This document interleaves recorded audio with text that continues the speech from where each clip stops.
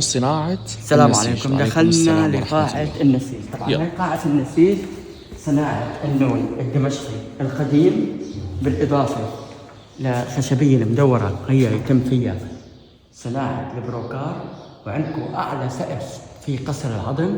هذا أعلى سقف في قصر العظم 15 متر مكرر ما شاء الله. بالإضافة لصناعة البروكار اللي قلنا عنها الآلة الصغيرة، مرولة جيكار وبروكار. الجيكار هو عبارة عن خيطان ذهبية، البروكار هو عبارة عن خيطان فضية.